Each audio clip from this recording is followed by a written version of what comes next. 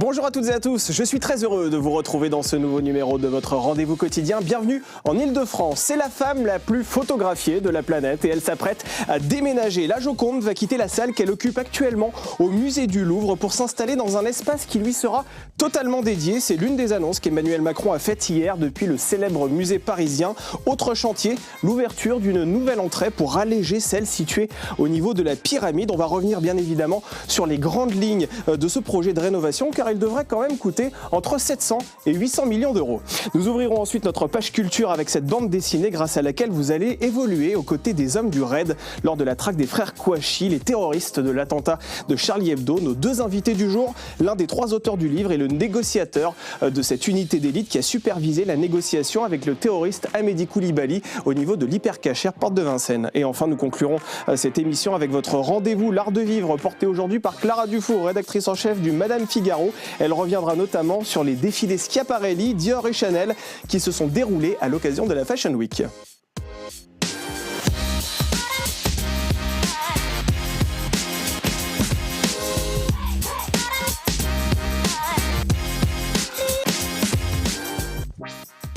Allez, il est temps pour moi de vous présenter les invités qui vont m'accompagner lors de cette première partie. Philippe Moreau-Chevrolet, vous êtes professeur de communication politique à Sciences Po. Bonjour, soyez le bienvenu autour de cette table. Didier Rickner, vous êtes journaliste, directeur de la rédaction de la tribune de l'art.com. Bonjour, soyez également le bienvenu dans cette émission. Et enfin, David Chantrane, vous êtes avec nous à distance, vous êtes historien de l'art. Bonjour, soyez également le bienvenu dans ce magazine. Alors on va revenir dans quelques instants, bien évidemment, sur les annonces du président de la République, mais je voudrais tout d'abord que l'on se penche un instant sur l'état de cet édifice, car la présidente du Louvre, Laurence Descartes, a envoyé le 13 janvier dernier une note à la ministre de la Culture, Rachida Dati, et très honnêtement, quand on la lit, ça peut faire un peu froid dans le dos. Elle parle d'obsolescence inquiétante, elle parle d'avaries, de bâtiments qui ne sont plus étanches. Le musée est en péril ? Non, c'est très exagéré, je pense. Il y a effectivement des problèmes. La fuite m'amuse un peu parce que ça sort le mercredi dans le Parisien. Le vendredi, le président de la République dit qu'il va parler le mardi. Tout cela est une affaire qui a été concoctée entre l'Élysée et le Louvre. Le ministère de la Culture, je peux vous le dire, n'était pas dans le coup, n'était pas dans la boucle. Ouais. Et c'est simplement, ça veut faire passer ce projet, alors il est très bon effectivement de venir réparer les fuites au Louvre. On peut se poser la question, pourquoi ça n'a pas été fait avant ? Pourquoi l'entretien n'a pas été fait avant ? Ça, c'est quand même une vraie question. Laurence Descartes, elle a plus de 3 ans et demi, pourquoi est-ce qu'elle n'a pas fait cela ? Pourquoi les précédents n'ont pas fait ça ? Mais il y a aussi toute la partie grand projet, ce que j'ai appelé le petit grand Louvre d'Emmanuel Macron. Ça, on en parlera sans doute. Oui, donc oui, le Louvre, il y a des problèmes comme dans un bâtiment comme celui-ci, et manifestement, les problèmes n'ont pas été traités à temps. En France, on sait investir, on ne sait pas entretenir. Mais alors, quand on parle d'obsolescence, quand on parle de multiplication d'avaries, on désigne quoi très concrètement ? Il y a eu des fuites. Par exemple, il y a eu une fuite au moment de l'exposition Gillot, Claude Gillot, c'était il y a 1 an et demi à peu près. On a été obligé, en catastrophe, de décrocher cette exposition qui avait été accrochée. Plutôt que de la transporter ailleurs dans le Louvre, ce qui aurait été parfaitement possible, on a préféré la renvoyer, puis après on a réussi à trouver un lieu pour l'exposer, c'était à Dijon. On parle beaucoup de communication, on nous parle d'ascenseurs qui ne marchent pas. Les ascenseurs, ça se répare, et on peut le réparer sans avoir besoin d'un plan à 800 millions d'euros. On a fait quand même des travaux également au Louvre. On a récemment refait la muséographie de l'art islamique, de section d'art islamique. Or, cette muséographie, elle datait de 13 ans. Est-ce que c'était urgent, s'il y avait urgence en péril dans la demeure ? Vous pensez que le Louvre n'a pas forcément le sens des priorités, c'est ça ? Je pense, oui. Oui, c'est sûr. Le Louvre n'a pas forcément le sens des priorités, j'en suis absolument certain. David Chantrane, je le disais, vous êtes avec nous à distance. Est-ce que vous pouvez nous dire depuis quand le Louvre est à ce point dégradé ? Est-ce que c'est quelque chose de très contemporain ou bien cela fait des années que ça dure ? Très contemporain, ça s'est dégradé surtout à partir des années 50-55. En réalité, au départ, le musée du Louvre, vous le savez sans doute, alors il s'inscrit évidemment dans le palais lui-même, le palais éponyme, qui est créé par Philippe Auguste en 1190. Et puis ensuite, il devient vraiment muséum des arts à partir de 1793, donc de la Révolution. Et puis le musée vraiment tel qu'on le conçoit, alors qu'auparavant, il y avait déjà des expositions de peinture dans le Salon Carré, ce qui donnait d'ailleurs le nom à ces salons de peinture qui au départ étaient bisannuels et qu'ensuite vont devenir finalement annuels, eh bien ce Louvre va devenir le lieu, il devient le Louvre vraiment le lieu où on se retrouve pour découvrir les œuvres contemporaines dans un premier temps et surtout en comparaison avec les œuvres précédentes. Donc on va dire que c'est une confrontation des styles et des époques. Et cette dégradation dont vous parlez, elle date vraiment des années 50-55. Il y a eu effectivement un certain nombre, Didier le rappelait tout de suite, un certain nombre d'actions qui ont été entreprises. Mais j'allais dire qu'il est victime non seulement de son succès, mais également de la façon dont on l'utilise, peut-être à la fois d'un point de vue artistique, mais également d'un point de vue plus politique. Et on le voit encore aujourd'hui. C'est-à-dire que c'est vraiment un engagement qui touche à la fois bien sûr tous les Français, et puis qui est aussi à une vocation tout à fait internationale. Alors justement, l'aspect politique et communication, on va voir dans un instant tout ça avec Philippe Moreau-Chevrolet. Mais la dernière fois que le Louvre a été rafraîchi, à ce point en tout cas qu'il a bénéficié d'un si grand plan, c'était quand? Est-ce que c'est déjà arrivé d'ailleurs dans l'histoire du Louvre? Oui, il y a eu un grand plan, parce que rappelons quand même que le Louvre, ce sont 9 départements dédiés. Didier en a parlé tout de suite avec les arts islamiques. C'est 9 départements qui concernent à la fois les peintures, les sculptures, et puis bien évidemment chronologiquement ou par lieu géographique. Donc ça va à la fois bien sûr des arts islamiques jusqu'aux Amériques. Et donc dans cette optique, comme on le disait tout à l'heure, il y a des prises de position, des décisions qui sont prises aussi parce qu'on veut faire des choix esthétiques. Et donc dans cette grande programmation de restauration, le dernier grand chantier date de 2000. Et depuis à peu près effectivement 20-25 ans, on va dire qu'il y a des choses qui aboutissent, mais qui ne sont pas à l'envergure de ce qu'on a connu par exemple pour le Louvre-Lens ou pour le Louvre Abu Dhabi, qui là vraiment était une prise de conscience générale et une restauration dans un premier temps, et puis surtout une réalisation complète, parce que ce sont 2 bâtiments qui, vous le savez, sont sortis quasiment ex nihilo. Didier, comment expliquez-vous que l'État ait laissé à ce point le Louvre se dégrader? Alors, comment j'explique? D'abord que le Louvre, il y a un problème, c'est qu'on a des établissements publics. Oui. Le Louvre est un établissement public. Les présidents d'établissements publics, et ça se voit vraiment beaucoup, deviennent des espèces d'États dans l'État, si j'ose dire. C'est-à-dire que le ministre de la Culture a de moins en moins de prise sur les établissements publics. On voit bien où la présidente d'établissement public va directement discuter avec le chef de l'État. Faut poser la question au Louvre. C'est quand même le Louvre qui dit « Attendez, c'est une catastrophe, rien n'est entretenu ». Mais c'était à eux de l'entretenir déjà. Encore une fois, là, on parle des départements. On est en train de créer un département des chrétiens d'Orient, enfin de l'art byzantin et des chrétiens d'Orient. C'est très bien, moi je suis pour cela. Mais si c'était si urgent de faire tous ces travaux, pourquoi est-ce qu'on ne fait pas ça d'abord? Sans des priorités, j'y reviens. Oui, absolument. Alors c'est vrai que sur le plan politique, c'est assez profitable pour un chef de l'État, en l'occurrence Emmanuel Macron, de rénover des bâtiments nationaux, et en l'occurrence celui qui est le musée du Louvre, qui est un symbole national. Oui, François Mitterrand avait construit la pyramide du Louvre. Lui, il va simplement rénover le Louvre. C'est pas la même période, c'est un coup de communication qui a été effectivement orchestré, parce qu'on imagine bien que ça s'est déroulé tellement vite que ça peut pas être simplement une réaction de l'Élysée à un communiqué spontané du Louvre, ça a été préparé à l'avance. Je pense qu'il a envie de rénover le Louvre, peut-être de terminer son mandat par cette réouverture, ce qui serait très symbolique puisqu'il avait entamé en 2017 l'Élysée par cette inauguration. Oui. Au Louvre également, dans la cour du Louvre, qui n'était pas son premier choix, mais ça avait fait le tour du monde. Il a fait un truc très très bien mis en scène, avec la Joconde derrière lui, c'est fait pour faire la une de la presse internationale. Il a besoin d'exister. On va revenir sur cette mise en scène qui est très très intéressante, vous avez raison. Oui. Vous avez raison, mais elle vaut plus par l'image que par le son, parce qu'il a juste donné le prix des billets, sinon. Oui. Mais l'image est belle. Mais Philippe Moreau-Chevrolet, excusez-moi, je vais vous poser cette question, mais est-ce que Emmanuel Macron ne risque pas de devenir le président des vieilles pierres? Enfin, Notre-Dame, c'est vrai que c'est un succès pour lui, mais c'est peut-être le seul succès aujourd'hui de son quinquennat, diront peut-être ses détracteurs, et aujourd'hui on va avoir le musée du Louvre. On se souviendra que de ça. Alors on se souviendra des Jeux Olympiques, on se souviendra de Notre-Dame, on se souviendra du Louvre.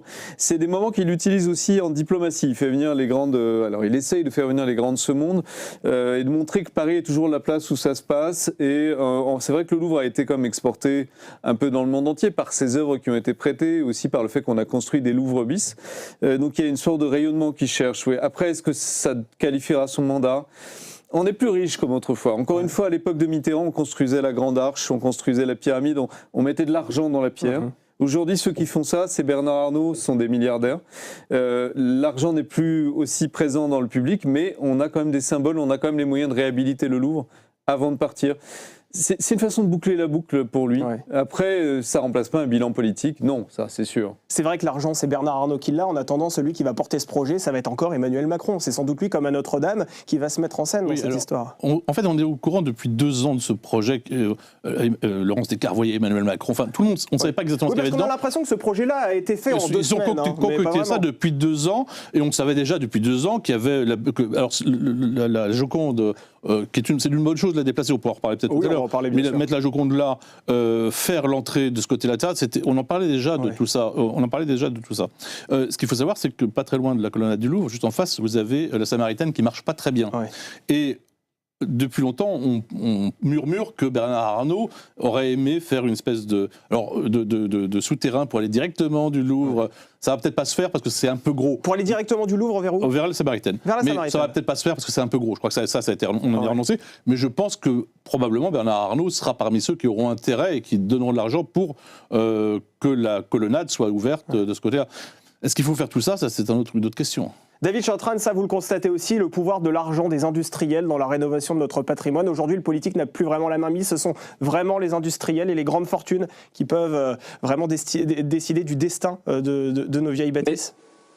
Mais ça a toujours été. On parlait tout de suite de la colonnade du Louvre. Lorsque Louis XIV engage Perrault alors qu'il a fait un grand concours pour cette colonnade, il demande justement l'engagement des puissants. Il demande aussi que Colbert coordonne cet élément, auquel d'ailleurs il n'est pas vraiment attaché. Mais justement, ces éléments, eh bien, ils sont pérennes, et d'une certaine manière, c'est une fierté, notre patrimoine. C'est pour ça que vous insistez là-dessus. C'est une fierté, et c'est surtout une valeur d'unité nationale. Donc, en touchant à la Joconde, on sait qu'on va toucher le plus grand nombre, et que surtout, c'est cette fibre à la fois artistique et patrimonial qui date finalement de François Ier et de Léonard de Vinci. Et ça tombe bien puisque Léonard de Vinci, vous le savez, a fini ses jours en France en 1519. Et donc cette Joconde qui date de 1503, 1506, eh bien d'une certaine manière, elle est assez révélatrice et c'est notre symbole finalement d'unité nationale. Alors le nom du plan est le suivant, Louvre Nouvelle Renaissance. Et ça franchement ça m'a interpellé parce que Renaissance c'est aussi un petit peu le nom du parti politique d'Emmanuel Macron. Oui. Un petit peu quand même. Vous allez dire que je vois un petit peu le bal partout, mais là il y a aussi une forme d'opportunisme politique peut-être dans cette histoire. Oui, c'est une opération de com, donc ça a été pensé avec la communication de l'Élysée, peut-être avec Bruno Roger-Petit qui est le monsieur mémoire, donc on sent la patte de Bruno Roger-Petit sur cette opération. C'est très mitterrandien, c'est un peu vieille école, quoi. C'est-à-dire qu'on a un lieu qui est bien défini, une opération qui est bien définie, on passe un message bien défini, tout est très propre. Pourquoi pas ? Et comme on vient de le rappeler, c'est un principe d'unité nationale. Alors, Léonard de Vinci nous a quand même été contesté, donc on s'est un peu approprié une valeur italienne, mais quelque part ça fait partie de ce qu'est la Renaissance. Et c'est vrai que c'est très télescopé, très politique. Bon, il est en fin de mandat, Emmanuel Macron, il n'a plus la main sur la politique nationale. Il devient un président plus de 3e ou de 4e République. Vous savez, on disait qu'ils inauguraient les chrysanthèmes parce qu'ils étaient souvent présents aux enterrements. Lui, il préfère les rénovations. Bon, voilà, c'est une façon... François Hollande avait fait beaucoup de commémorations. Macron a l'air de vouloir partir sur une note un tout petit peu plus positive. Ouais. Quand vous avez découvert le nom Nouvelle Renaissance, vous avez dit que la politique prenait le pas sur le patrimoine. J'ai écrit un article hier où j'ai mis que c'était le nom du président de la République, que c'était effectivement la Renaissance, la Joconde, et c'était mieux Nouvelle Renaissance que Renaissance, parce que c'est ça que... je trouve pas le nom pas terrible, hein, franchement. Vous n'êtes pas fan du nom ? Non, le Petit Grand Louvre, c'est mieux, je trouve. Et vous, David Chantrane, à distance, vous en pensez quoi ? On va peut-être terminer finalement comme du temps de l'après-révolution, lorsqu'arrive le consulat et l'Empire, le muséum va devenir musée Napoléon. Alors on n'en est pas là, mais c'est un peu ça, c'est-à-dire qu'on essaie de s'approprier, de mettre sa patte, et que la meilleure façon de le faire, c'est peut-être pas d'aller jusqu'à donner son nom à un lieu, mais regardez bien ensuite, lorsque les présidents ne sont plus, ils donnent leur nom à la fois à un centre Pompidou, c'est un lieu d'art, jusqu'à la bibliothèque François Mitterrand, et puis bien évidemment le musée Jacques Chirac du Quai Branly. Donc ça touche davantage, et j'allais presque dire ça fait consensus. Ce qui est différent de lieux qui pourraient être davantage politiques. Là au moins, le domaine artistique et patrimonial, ça permet de réunir quasiment tous les Français, au-delà même des divergences politiques. Est-ce qu'il y a quand même pour les présidents de la République ce besoin narcissique de vouloir imprimer leur patte dans quelque chose qui se veut éternel, à savoir le patrimoine ? En fait, l'espace, l'architecture, c'est un mode de communication. Ça a toujours été comme ça. Dès que quelqu'un est arrivé au pouvoir, un grand dirigeant, Napoléon, Mitterrand, autres, ils ont voulu tous avoir leur monument. C'est une manière de communiquer à travers l'espace public. Ouais. Aujourd'hui, donc c'est les milliardaires qui font ça, mais je l'entends pas de manière négative. La Fondation Vuitton, c'est magnifique, c'est une réalisation de Bernard Arnault. Donc c'est des choses qui, chaque grand homme ont toujours communiqué par le monument, par la mémoire, par le fait d'être présent le plus longtemps possible. Et quoi de plus durable qu'un monument ? Alors pour aller totalement dans autre chose, mais Hitler voulait carrément refaire Berlin pour construire Germania.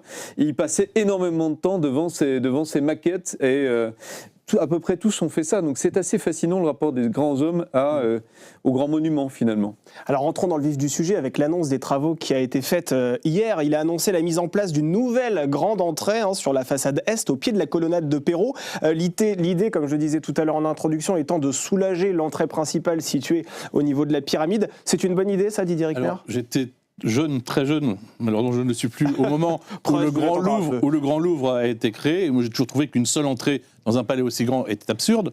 Oui, il faut des entrées, mais pas une entrée, une nouvelle entrée, une grande entrée. Surtout avec un concours international. Qu'est-ce qu'on va nous pondre comme geste architectural sur la colonnade de Perrault? Vous n'aimez pas les concours, vous? Je crois que vous avez interrogé à l'époque des vitraux au moment de Notre-Dame, vous étiez aussi opposé. Alors les vitraux, on en reparlera très bientôt. C'est autre chose encore. C'est une chose. Mais des concours, c'est normal. On est obligé de passer un concours. Mais là, on pourrait très bien faire un appel d'offres pour quelqu'un qui va creuser dans le sol et faire des salles de musée. C'est pas un concours international. Ouais. Et l'entrée, on va faire une grande entrée. Alors ça va être énorme. Là, il y a des collections, les collections égyptiennes. Il y avait une entrée il y a 30 ans ici, il y avait aussi une entrée du côté de la Seine.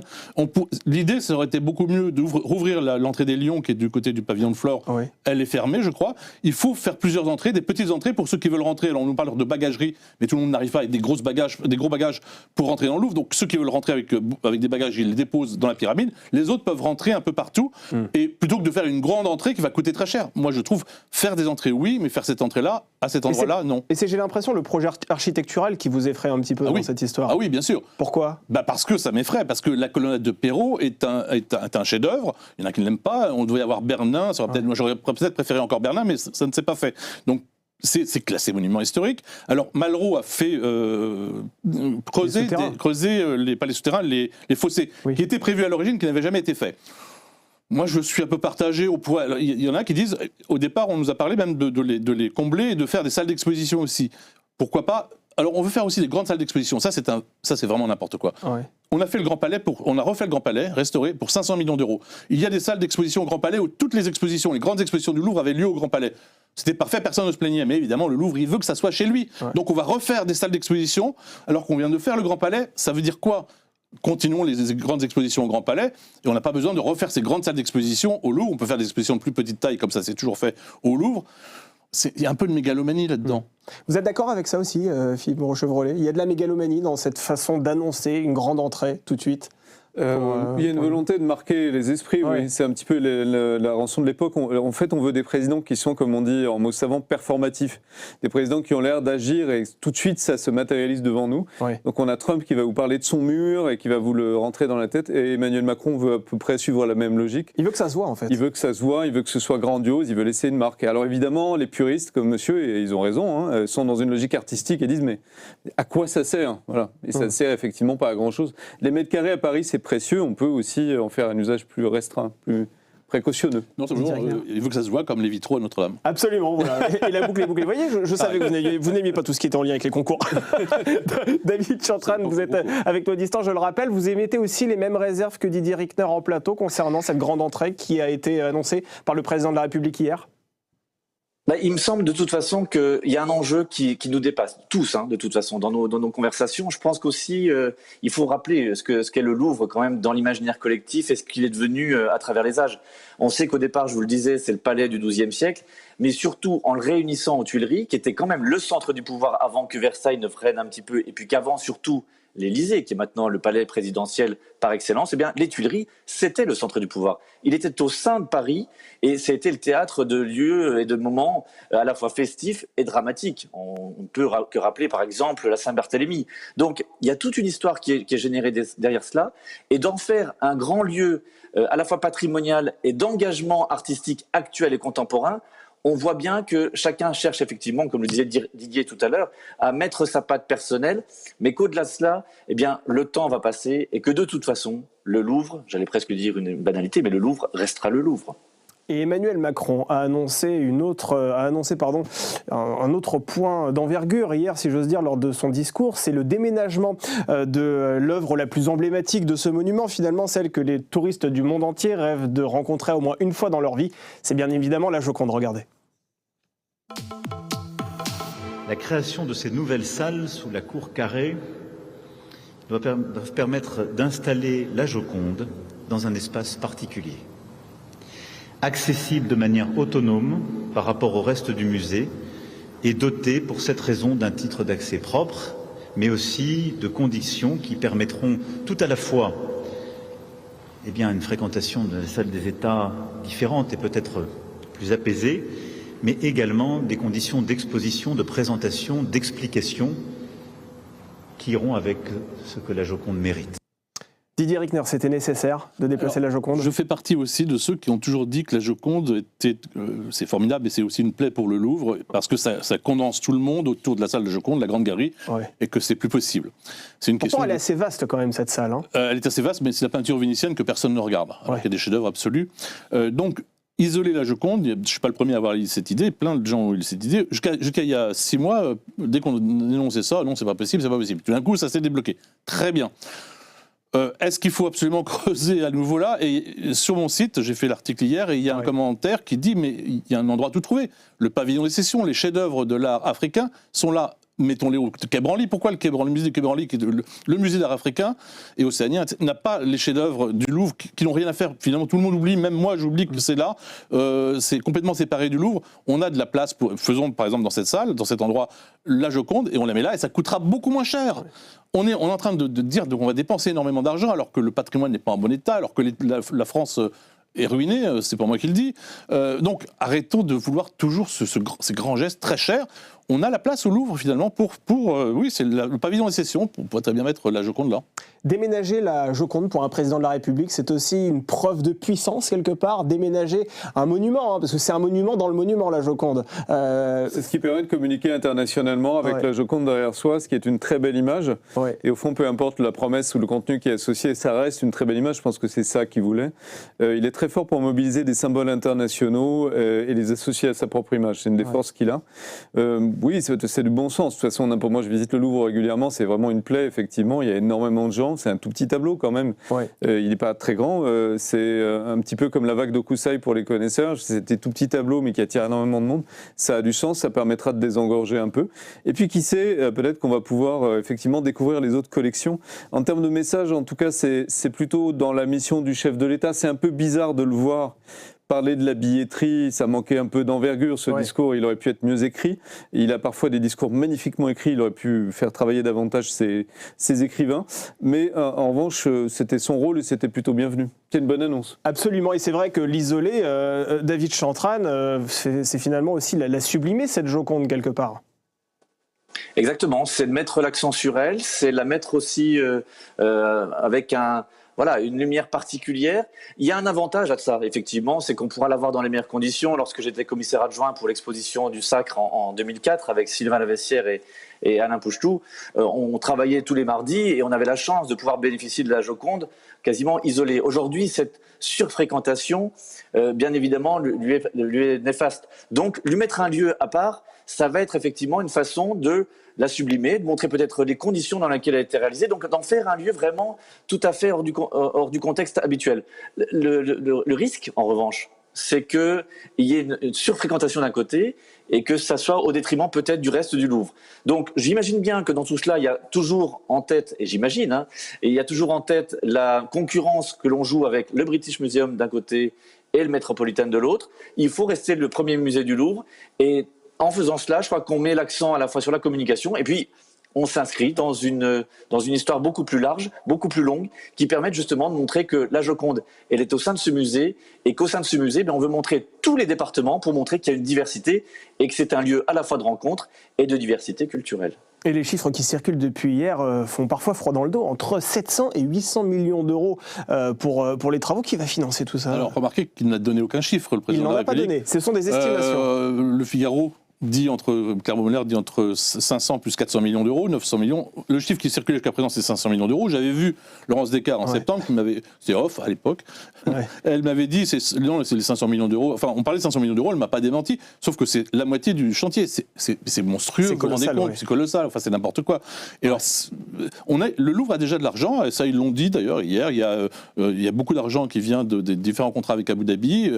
Ils peuvent réunir, à mon avis, enfin, ce que j'expliquais, à peu près 500 millions sans problème. Les 400 millions supplémentaires, ils vont les trouver où? Des mécènes, peut-être? Oui, d'accord. Enfin, je pense pas qu'il y aura les gens vont pas donner comme ils donnaient pour Notre-Dame. Hein. Oui. C'était sous le coup de l'émotion où il y avait. Là, ça m'étonnerait. L'argent ne va pas pleuvoir aussi facilement. Non, alors on nous dit l'État donnera rien. Oui, comme l'État ne donnera rien, comme pour la reconstruction de la flèche de Saint-Denis où l'État ne va pas mettre un sou et ça va être financé uniquement avec de l'argent public. On sait bien que les promesses n'engagent que ceux qui y croient. Moi, je crois. Si ça se fait, ça sera forcément avec de l'argent public. Et j'espère que tout ne se fera pas comme cela. Parce qu'il y a vraiment un problème quand même de dépenser autant d'argent. Et pour quel résultat ? Et Philippe Moreau-Chevrolet, à l'époque où l'on parle de Français qui n'arrivent pas à joindre les deux bouts, à l'heure où l'on parle de restrictions budgétaires, quand on voit ce genre de chiffres passer, comment ça peut être perçu dans la population? Est-ce que les Français peuvent dire, bon ok, on a dit oui pour Notre-Dame, pour le Louvre, là ça commence à faire beaucoup, nous on a d'autres priorités, c'est ce qu'on a dans l'assiette à la fin du mois? En général, c'est pas comme ça que les gens réfléchissent sur ce type de projet qui relève du prestige. C'est très paradoxal, mais quand vous interrogez les Français, ils veulent moins de dépenses publiques, mais en revanche, on ne va pas toucher à l'Élysée parce que quand même, c'est le symbole de notre puissance.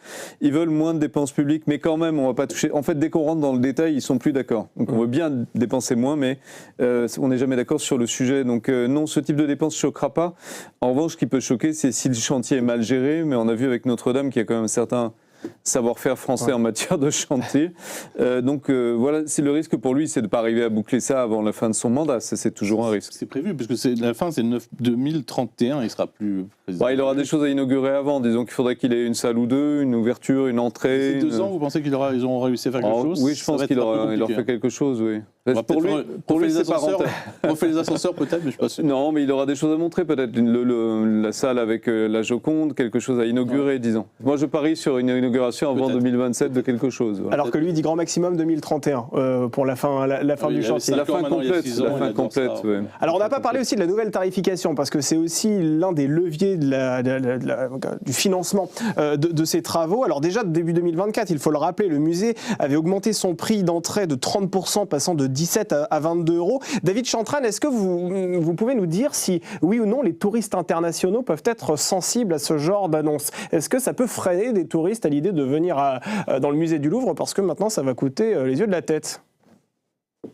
Pas du tout. Et c'est ce qu'on disait tout de suite, c'est-à-dire que bizarrement, une annonce comme celle-ci remet l'accent sur le Louvre, montre qu'il y a un engagement, montre qu'il y a une dynamique qui est derrière tout cela. Moi, je suis directeur du patrimoine, directeur des sites patrimoniaux dans la ville de Rueil-Malmaison. C'est la même chose. Lorsque le programme est engagé, lorsqu'il y a une véritable dynamique dans tout cela et qu'il y a une perspective beaucoup plus forte, d'une certaine manière, tout va suivre. Donc, ça n'est pas vraiment le risque. Le seul risque qui peut arriver, c'est effectivement d'un point de vue à la fois populaire et politique. Ça, c'est ce qu'on disait, c'est que les Français considèrent que lorsqu'il y a des grands chantiers, il faut que ça soit justifié, qu'il y ait une légitimité.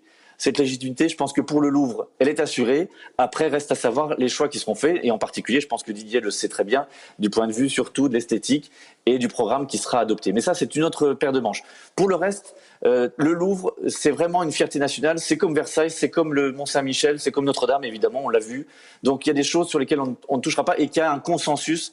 Et ce consensus, finalement, c'est une fierté au-delà même des clivages politiques. Didier Rickner. Oui, on ne pense pas à une chose, simplement, vous allez au Louvre, et vous allez acheter votre billet, on va vous demander votre pièce d'identité. Oui. Ou votre passeport. Je ne connais pas de musée au monde où je montre ma pièce d'identité ou mon passeport pour rentrer. Ça va faire plus de temps de passage. Si j'ai pas ma pièce d'identité, je fais comment? Ça me paraît un peu un gadget, et puis pas forcément un bon signe. Mais effectivement, je ne pense pas que les Japonais ne vont pas arrêter de venir au Louvre parce que ça coûtera 10 € de plus. Ça, c'est sûr.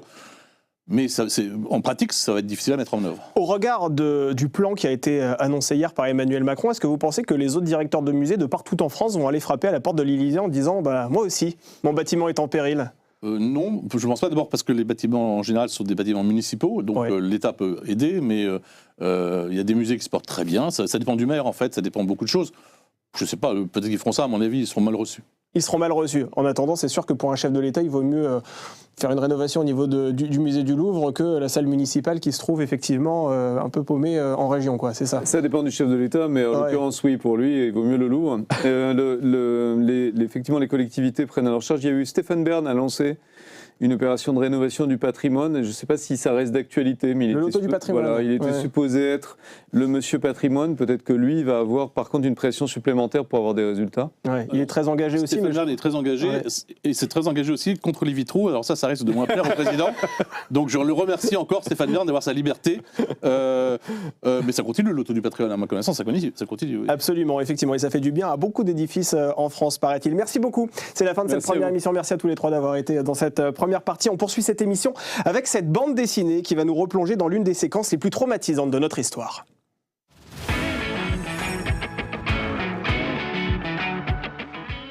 10 ans, cela fait 10 ans que des dessinateurs, des policiers, des clients d'une supérette cachère ont péri sous les rafales de terroristes islamistes. Cette chasse à l'homme, ces 3 jours de course contre la montre, on s'en souvient comme si c'était hier, et je veux aujourd'hui vous présenter un livre précieux, celui-ci, qui au-delà de participer à un devoir de mémoire nécessaire, nous plonge dans une unité d'élite qui a été au cœur des opérations. Bonjour Frédéric Martin. Bonjour. Bonjour Makio. Bonjour. Soyez les bienvenus autour de cette table. Merci. Makio, vous êtes avec Jean-Édouard Grézy et Lucas Casalanguida, j'espère que je n'ai pas écorché son nom. Vous êtes à l'origine de cette bande dessinée intitulée Janvier, le jour où nous avons été applaudis. Frédéric Martin, vous avez été le négociateur de l'intervention à l'imprimerie de Damartin-Angoel, également à l'hypercachère avec Amédi Koulibaly, j'en parlais tout à l'heure en introduction. La première question que je voulais vous poser, messieurs, comment ce livre est-il né ? Au départ, c'est la rencontre avec Jean-Édouard Grézy, qui est professeur de négociation, spécialisé conflits, les médiateurs, etc., etc. Je l'ai rencontré chez mon éditeur, chez Jacques Glénat, à l'époque, on faisait une collection sur le développement personnel. Et on a sympathisé, parce que je sympathise toujours avec ceux qui sont fans de BD en général. Et il était fan de BD. Vous avez des atomes crochus, disons. Oui, voilà, c'est ça. Et donc, avec lui, on a commencé à... Comme il aime beaucoup la bande dessinée, et il avait envie d'en faire, etc., on a déjà fait 3-4 BD, je ne sais plus lesquels. On a fait une bande dessinée. Comme il est dans la négociation, et qu'il est spécialiste de la négociation, on a fait une bande dessinée sur les négociations qui ont eu lieu en 1981 avec Rocard et entre les Caldoches et les Kanaks en Nouvelle-Calédonie. Oui. C'était déjà une négociation, mais super compliquée, etc. Et on a fait une bande dessinée qui s'appelait La Solution Pacifique. Et puis après, c'est lui qui, ayant rencontré Frédéric Martin, qui est négociateur, etc., c'est lui qui était un peu à l'initiative. Il dit, on devrait faire une bande dessinée avec ça, etc. Je dis oui, mais bon. Et grâce à Frédéric, etc., on a eu un certain nombre de documents plus ou moins confidentiels. Et tout ce qu'on a vu à la télévision de l'extérieur, là, on le voit de l'intérieur de l'organisation. Vous, Frédéric, vous avez tout de suite accepté cette collaboration ? Oui, alors je voudrais juste refaire un point. Vous parliez de négociateur à Damartin. Oui. Je n'étais pas négociateur à Damartin. J'étais parti là-bas en tant que négociateur. Absolument. Mais je n'ai pas officié en tant que négociateur. Vous étiez plutôt du côté de l'hypercachère. Oui, voilà. Et j'ai travaillé avec une équipe. Il y avait une équipe qui était mixte, BRI, RAID. Exactement. Sur ce point-là. Ouais. Tout à fait. Et du coup, vous avez tout de suite accepté la collaboration pour faire ce livre, alors, qui est vraiment intéressant, parce qu'effectivement, on apprend beaucoup de choses inédites dedans. Oui, alors pas tout de suite. Toutes les informations qui sont produites dedans sont en open source. Ce n'est pas des informations ultra confidentielles. Ouais. Mais ça s'est cristallisé pour pouvoir remettre... c'était une occasion également pour pouvoir dire ce qui s'était véritablement passé, et d'un point de vue périphérique aussi. C'est-à-dire qu'il n'y avait pas uniquement... Moi, je sers de lien, de fil conducteur, en tout cas, au cours de cette histoire, mais c'est essentiellement tout le travail qui a été fait en profondeur pour comprendre ce qui se passe en backstage ou comment ça a évolué de manière globale. C'est ça qui est intéressant, cette BD. Et faire une bande dessinée, finalement, qui raconte le massacre très lâche de dessinateurs, c'est presque un geste militant aussi, j'imagine, pour vous. Militant, c'est-à-dire oui et non. C'est-à-dire qu'effectivement, nous, en tant que dessinateurs, enfin de la bande dessinée, on a été cruellement... c'était une tragédie pour nous. Cabu, Wolinski, etc. Mais j'y croyais pas, quoi. En même temps, j'avais même un ami qui est Tronchet, qui allait de temps en temps à Charlie. À un moment donné, on a cru qu'il était parmi les victimes. Alors donc, moi, je me rappelle de ça comme une tragédie incroyable. Après... commencer à raconter cette histoire, oui, il y a quelque chose de... en même temps, on a envie on a envie de décortiquer, de savoir ce qui s'est vraiment passé finalement, quoi. Donc la bande dessinée, c'était vraiment une occasion de faire un peu le point d'une certaine manière, quoi. Et qui dit roman, parce que c'est un roman graphique, hein, qui dit roman dit forcément à un moment donné fiction. Est-ce qu'il y a des choses qui ont été inventées pour les besoins du roman Non, si ce n'est peut-être un peu comme dans les films d'Olivier Marchal où on montre de très belles voitures données à la police nationale, ce qui n'est pas toujours le cas, malheureusement je le déplore, mais à part ça, non, c'est véritablement ce qui s'est passé, et c'est pour ça que j'ai voulu participer également, pouvoir dire, bien que c'est la BRI a travaillé avec le RAID a travaillé avec la BRI, mais c'est le RAID qui est rentré, c'est le RAID qui a extrait les otages, qui les a donnés à la BRI, qui a très bien fait son travail, parce que la BRI n'a pas pu rentrer pour des raisons logistiques sur les portes arrière. C'est le RAID qui est rentré alors qu'il y avait 27 bâtons de dynamite, et tout en connaissant cette information, ils sont allés, puis ils ont libéré les otages, sans comprendre si c'était des otages de confession israélite ou de confession, de quelconque confession que ce soit. C'est un véritable soldat de la République qui ont fait leur travail. 10 ans plus tard, quelle place ce moment occupe-t-il encore aujourd'hui dans votre mémoire ? Une place de fierté d'avoir appartenu à cette unité, d'avoir pu travailler avec d'autres unités sœurs qui étaient au rendez-vous. Une fierté d'avoir côtoyé, parce qu'en fait j'ai quitté ce groupe, le groupe qui est intervenu, c'était mon groupe avant, enfin, le groupe auquel j'ai appartenu pendant 15 ans. Puis ensuite, moi, j'ai fait le choix d'aller à la négociation. Donc, il y avait une vraie part émotionnelle très forte lorsque je vois les gens avec lesquels j'ai passé plus de temps qu'avec ma propre famille en rentrée. Mais je n'étais pas sûr de pouvoir les revoir venir, eux non plus d'ailleurs. Émotionnellement, d'ailleurs, ce jour-là, ça devait être très compliqué parce que vous êtes en vacances. Hein, c'est très très bien raconté d'ailleurs dans cette bande dessinée. Vous êtes en vacances, vous fêtez l'anniversaire de votre fille, me semble-t-il. De votre fils. À ce moment-là, vous devez partir, vous ne savez pas si vous allez revenir. Non, ça ne se pose pas comme ça. Effectivement, je dois partir pour relever certains de mes collègues. Maintenant, on ne se pose pas la question de si on va revenir ou pas. Enfin, c'est quand même pas dans cet état d'émotion. En revanche, quand il y a l'annonce des bâtons de dynamite, quand il y a les annonces opérationnelles pour l'intervention, oui, effectivement. Là, moi, je me dis, bon, moi, je suis assez loin, parce que les véritables héros, c'est eux et les otages. Moi, je suis à 80 mètres de la zone, donc éventuellement, je vais me moucher avec les coudes, peut-être, mais c'est tout. En tout cas, eux ont véritablement cette abnégation de rentrer, quoi. Et il y a vraiment des moments très inédits que j'ai découverts, moi, personnellement, dans ce livre, notamment la garde à vue d'Aïcha, qui est la sœur des frères Chérif et Saïd Kouachi, dans les locaux de la sous-direction antiterroriste. À ce moment-là, on assiste à un véritable dialogue. Et c'est un dialogue, en fait, qui n'a jamais été véritablement joué à la télévision ou retranscrit dans la presse. En tout cas, personnellement, je ne l'avais pas vu. Tous ces documents sont rigoureusement exacts, finalement. Même tous les dialogues, même avec le président, avec Cazeneuve, etc., tous les dialogues sont parfaitement exacts. Il n'y a rien d'inventé, finalement, quoi. D'une certaine manière, en tant que scénariste, nous... on essaye toujours de suivre une ligne narrative avec inventer une dramaturgie. Là, il n'y avait aucune dramaturgie à inventer. C'était plutôt une tragédie qui était déjà toute en place. Moi, en tant que scénariste, j'étais un peu le technicien de l'affaire et j'ai eu qu'à suivre finalement le cours des événements. Tout était déjà là en place. Mais il fallait absolument le synthétiser en moins de 130 pages. Et ça devait être un bel exploit olympique. Ça, c'est difficile. C'est difficile parce qu'on a plein de documents, de dialogues, de choses, etc. L'idée, c'était d'une certaine manière d'essayer de raconter cette histoire le plus simplement possible pour que ça soit accessible à tout le monde et pas entrer dans des détails techniques compliqués, etc. etc. Donc, c'était ça, moi, ma part de travail. Jean-Édouard Grézy, il a amené tout le matériel, tous les documents, etc. Et notre héros, enfin notre protagoniste, parce que Frédéric n'aime pas le terme héros. Le fil rouge, on va dire. Notre fil rouge, c'était Frédéric. Quoi. Voilà, et Frédéric, justement, votre expérience est très intéressante parce qu'on apprend dans ce livre que c'est votre première mission, en fait. À ce moment. En tant que négociateur, bien sûr. Parce que j'ai passé 15 ans à l'intervention avant. Et lorsque vous avez cet appel du RAID, de vos collègues qui vous interpellent pendant vos vacances, comment vous réagissez à ce moment-là quand vous savez que vous allez être projeté sur une affaire qui va être hors norme finalement ? En fait, moi je ne le sais pas ça à ce moment-là. Moi je suis projeté à Damartin, c'est-à-dire que le RAID sera la première unité à être là-bas.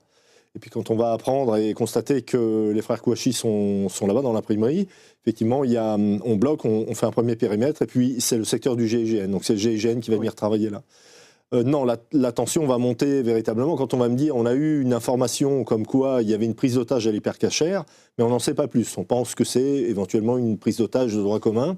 Donc on me demande, avec une équipe, de rejoindre la BRI qui était en route pour là-bas et pour travailler avec elle sur ça.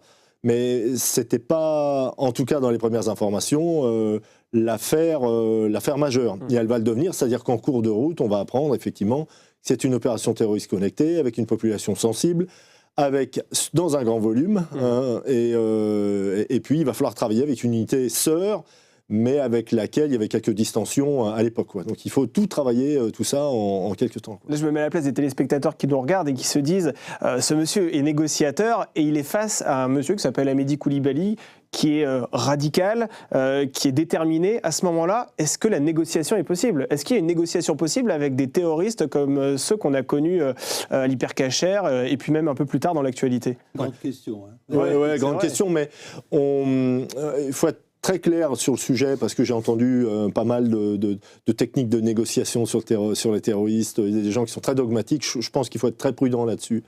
On ne savait pas grand-chose à ce moment-là.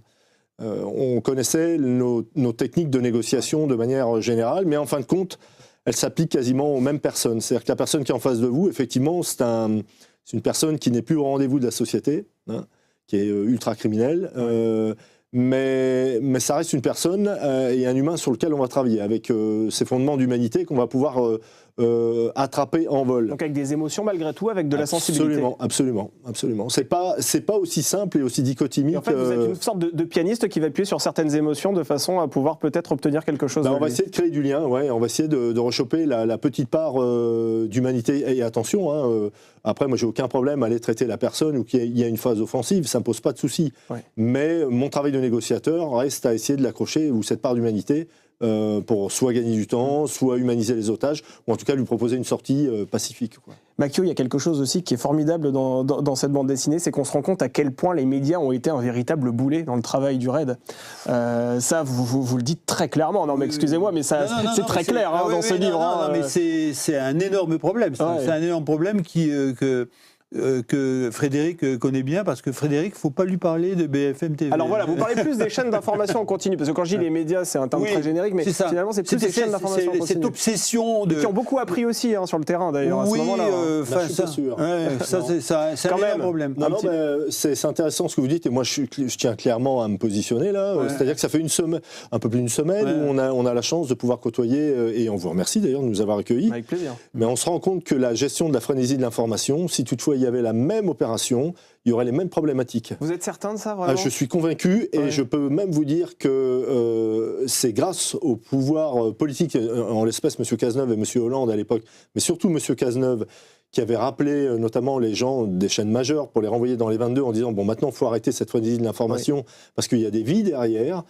Au jour d'aujourd'hui, j'espère que les pouvoirs politiques auraient la même implication, en tout cas la même qualité d'écoute, mais j'en suis pas sûr, après avoir passé une semaine avec vos collaborateurs. Absolument, on espère en tout cas qu'on n'aura pas à revivre cette triste actualité.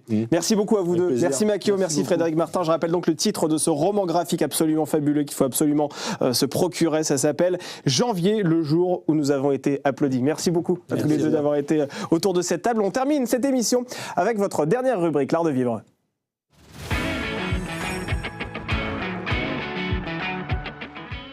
Depuis lundi, Paris vit au rythme de la semaine de la couture du printemps-été 2025. Riches clientes, stars et journalistes internationaux sont en rendez-vous pour assister au défilé de 28 maisons. Broderies fastueuses, décors spectaculaires, robes sur mesure, toutes les collections rivalisent d'inventivité. Clara Dufour, rédactrice en chef du Madame Figaro, vient de nous rejoindre pour en parler. Bonjour, soyez la bienvenue sur ce plateau. Alors Clara, si vous deviez résumer ce que représente la haute couture, quels mots vous viennent à l'esprit ? Je vous dirais créativité. Savoir-faire, imaginaire, mais alors surtout absolument tous les superlatifs du dictionnaire. Donc exubérance, excellence, extravagance, extraordinaire. Je vais vous épargner la liste parce qu'on va y passer. C'est tout ce que vous avez ressenti en tout cas. On est vraiment dans l'exceptionnel. Ouais. Donc, mais c'est pas pour rien que la haute couture est un label unique en France, et c'est pour ça que Paris est la capitale de la mode. C'est vraiment très rigoureux. Il n'y a qu'une poignée de maisons en fait qui peuvent prétendre à être une vraie maison de couture. Il y en a à peu près qu'une dizaine. Les autres sont des des maisons invitées. Donc il y a Christian Dior, Chanel, Elisab, Jean-Paul Gaultier. Et pourquoi c'est si exclusif? Parce qu'il faut correspondre à un cahier des charges précis, donc savoir faire du sur-mesure pour vos clients notamment, et puis aussi avoir un atelier maison avec des artisans qui vont réaliser toutes les créations à la main. Et ces artisans, c'est ce qu'on appelle les mains d'or, ceux qui sont capables de faire des prouesses pour ces collections. Alors la semaine s'est ouverte avec un premier défilé, c'était celui de Schiaparelli. Quel était le fil conducteur de ce défilé? Vous avez raison de parler de fil conducteur parce qu'à chaque défilé, en fait, c'est une histoire qui se raconte. Et moi, j'ai beaucoup aimé les mots de Daniel Roseberry, qui est un peu le directeur artistique de la maison Schiaparelli, qui, après le défilé, disait « La haute couture, en fait, c'est une quête de perfection ». Et il poursuivait en disant chaque saison, c'est un peu une lutte à la manière de Don Quichotte parce qu'on essaye d'atteindre des sommets, de parvenir à un niveau d'exécution toujours plus élevé, donc c'est vraiment du travail.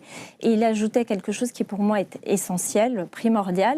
Il disait qu'en fait la haute couture, c'est la promesse d'une évasion face à la complexité de notre réalité. Et je trouve que dans l'époque actuelle, qui est dure, qui est anxiogène, en fait, c'est ça la haute couture, c'est proposer du rêve. Donc, ce que vous voyez là, c'est des pièces baroques. Là, c'est donc Schiaparelli.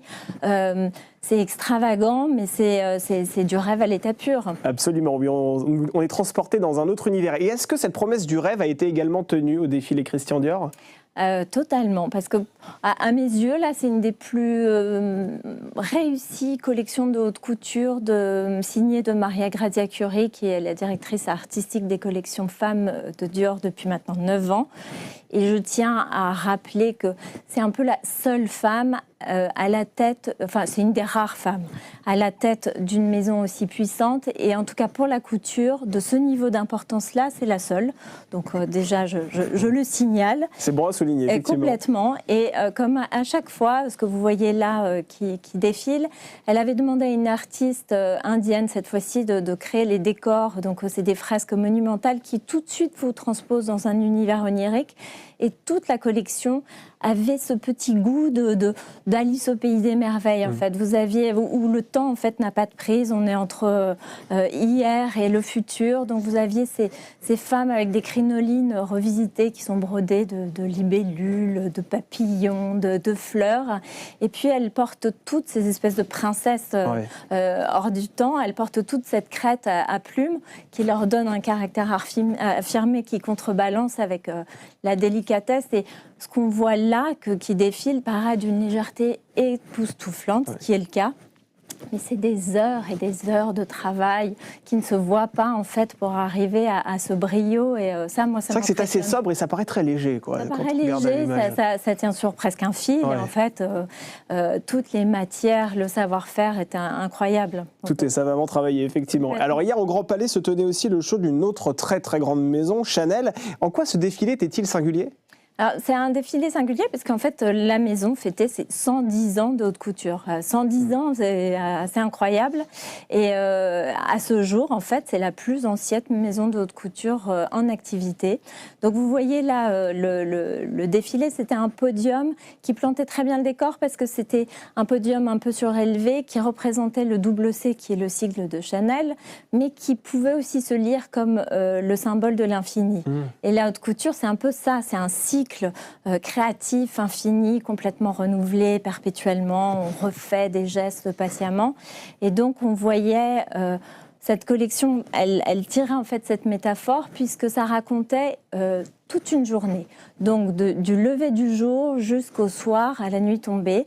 Vous aviez au début des silhouettes comme ça, de tailleurs très blancs ou un peu pastel, dans les roses poudrées. Et puis, au fur et à mesure, arrivent des jaunes soleils, du bleu azur, des violets, des roses très vibrants, parce que ça évoque un peu comme les fleurs qui éclosent en plein jour. Et puis, progressivement, on va vers des robes bleu nuit ou des noirs un peu scintillants, des étoiles.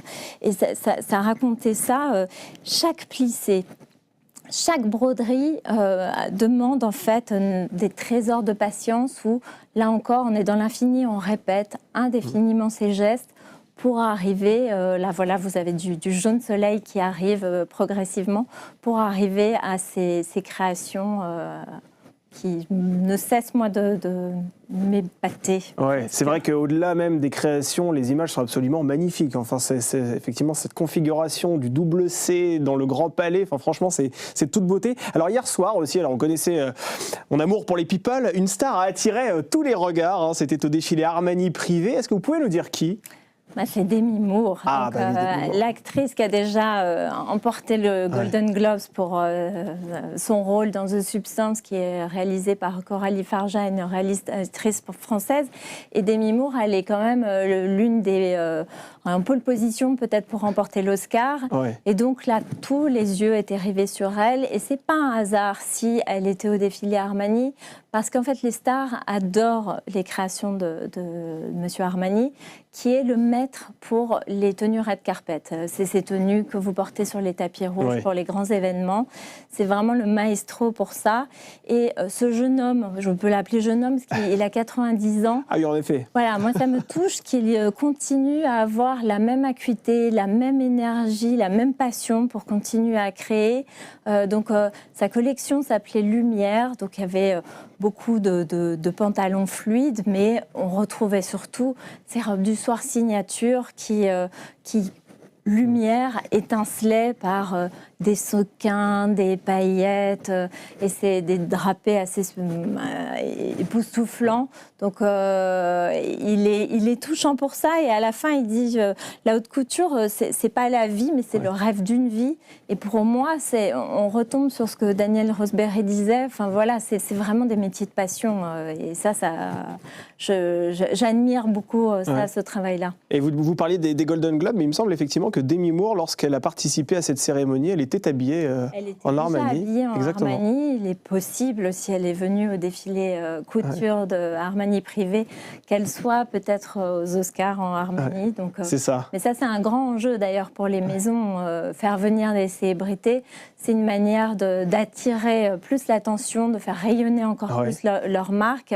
Et donc chaque maison, de Dior à Chanel, la liste des VIP, comme on dit, était très grande. Hein. Donc on avait Anya Taylor-Joy, Jenna Ortega chez Dior, avec la fameuse Jisoo qui c'est la chanteuse des Blackpink qui fait... Absolument, qui est suivie par des millions de followers. Et chez Chanel, vous aviez sa copine qui s'appelle Jennie, qui est aussi dans les Blackpink, qui était là, avec Kylie Jenner. Je pense qu'à elles deux, elles doivent cumuler... L'une fait 343 millions sur Instagram, l'autre doit être à peu près pareil. Donc, vous imaginez l'amplitude que ça peut donner à un défilé. Il nous en manque que 2000 de followers, Clara Dufour, pour être invitée par ces maisons. Vous vous rendez compte ? Rien, vraiment, on y est. Merci beaucoup, merci Clara Dufour. Je vous rappelle que vous êtes rédactrice en chef du Madame Figaro. C'est la fin de cette émission. Merci beaucoup de nous avoir suivis. Demain, vous retrouverez Victoire Sicora aux commandes de Bienvenue en Ile-de-France. Bonne soirée à toutes et à tous sur le Figaro TV.